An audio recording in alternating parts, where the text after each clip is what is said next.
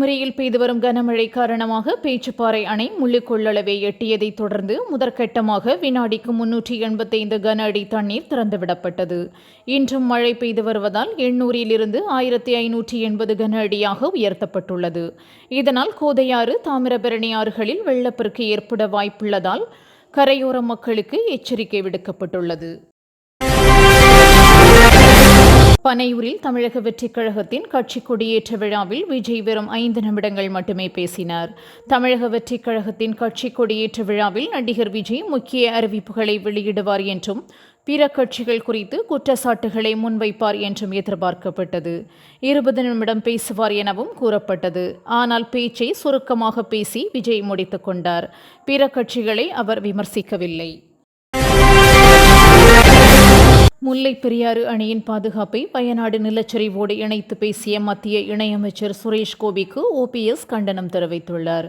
காடுகள் அழிப்பு, சட்டவிரோத குடியேற்றம் உள்ளிட்ட மனிதர்களால் ஏற்படுத்தப்பட்ட காரணங்களால் நிலச்சரிவு ஏற்பட்டதாகவும் இதை புரிந்து கொள்ளாமல் பொறுப்புள்ள மத்திய அமைச்சர் பொறுப்பற்ற முறையில் பேசுவதை ஏற்க முடியாது என்றும் அவர் கூறியுள்ளார். தொடர் மழை காரணமாக பேச்சுப்பாறை அணை முழு கொள்ளளவை எட்டியதால் 1528 கன அடி உபரி நீர் திறந்துவிடப்பட்டுள்ளது. இதனால் கோதையாறு, தாமிரபரணி, பரளியாற்றில் வெள்ளப்பெருக்கு ஏற்பட்டுள்ளது. இதையடுத்து கரையோர பகுதிகளில் வசிக்கும் மக்களுக்கு வெள்ள அபாய எச்சரிக்கை விடப்பட்டது. திருப்பரப்பு அருவியில் தண்ணீர் ஆக்ரோஷமாக கொட்டி வருவதால் 4வது நாளாக சுற்றுலா பயணிகள் குளிக்க தடை விதிக்கப்பட்டுள்ளது. தமிழக அரசால் நடத்தப்படும் முதலீட்டாளர் மாநாட்டால் என்ன பயன் என ஜெயக்குமார் கேள்வி எழுப்பியுள்ளார்.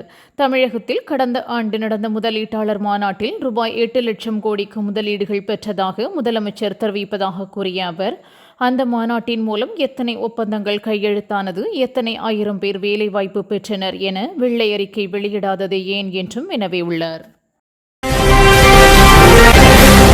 தமிழக வெற்றிக் கழகத்தின் கொடி அறிமுக நிகழ்ச்சியில் பங்கேற்பதற்காக முதல் முறையாக விஜயின் பெற்றோர் அவரது கட்சி அலுவலகத்திற்கு வருகை தந்தனர். விஜயின் தந்தை SC சந்திரசேகர், தாய் ஷோபாவுக்கு வரவேற்பு அளித்த புஸ்ஸி ஆனந்த் அவர்கள் காலில் விழுந்து ஆசையும் பெற்றார். முன்னதாக புஸ்ஸி ஆனந்த் பிடியில் விஜய் சிக்கியுள்ளதாக சந்திரசேகர் விமர்சித்திருந்தார். அத்துடன் விஜயும் தந்தையும் பேசாமல் இருந்ததாக கூறப்படுகிறது. தமிழ் தாய் வாழ்த்துடன் விஜய் கட்சி கொடி அறிமுக விழா தொடங்கியது. தமிழக வெற்றிக் கழகத்தின் பொதுச் செயலாளர் புஸ்ஸி ஆனந்த், கொள்கை பரப்பு செயலாளர் தாஹிரா ஆகியோர் விஜயுடன் முதல் இருக்கையில் அமர்ந்திருக்க, 2வது இருக்கையில் விஜயின் பெற்றோர் அமர்ந்தனர். விஜய் வாசிக்க நிர்வாகிகள் அனைவரும் பிறப்புக்கும் எல்லா உயிர்க்கும் என்ற சமத்துவ கொள்கையை கடைபிடிப்பேன் என நெஞ்சில் கை வைத்து உறுதிமொழியேற்றனர். தமிழக வெற்றிக் கழகத்தின் கொடியையும் பாடலையும் விஜய் என்று அறிமுகம் செய்து வைத்தார். அடர் சிகப்பு மஞ்சள் நிறத்திலான கட்சி கொடியில் 2 போர் யானைகளும் வாகை மலரும் இடம்பெற்றிருந்தன. கொடியை மேடையில் விஜய் அறிமுகம் செய்தபோது கட்சி நிர்வாகிகளுடன் அமர்ந்திருந்த பொதுச் செயலாளர் புஸ்ஸி ஆனந்த் உணர்ச்சி பெருக்கில் கண்ணீர் விட்டார். இந்த வீடியோ வலைதளங்களில் வைரலாகி வருகிறது. பனையூரில் தமிழக வெற்றிக் கழகத்தின் கட்சி கொடியேற்ற விழா சுமார் அரை மணி நேரம் நடைபெற்றது. விழாவிற்கு சென்னையின் பல்வேறு பகுதிகளில் இருந்தும் தொண்டர்கள் வந்திருந்தனர். விழாவின் நிறைவில் மீண்டும் மேடை ஏறிய தமிழக வெற்றிக் கழகத்தின் தலைவர் விஜய் தொண்டர்களை பார்த்து பாசத்துடன் சாப்பிட்டுவிட்டு செல்லும்படி கேட்டுக்கொண்டார். அதேபோல் விழாவிற்கு தனது பெற்றோர் வந்ததை பார்த்து மகிழ்ச்சி அடைவதாகவும் விஜய் கூறினார். சென்னையை நம்பர் 1 நகரமாக்க உறுதியேற்போம் என்று அன்புமணி ராமதாஸ் அழைப்பு விடுத்துள்ளார்.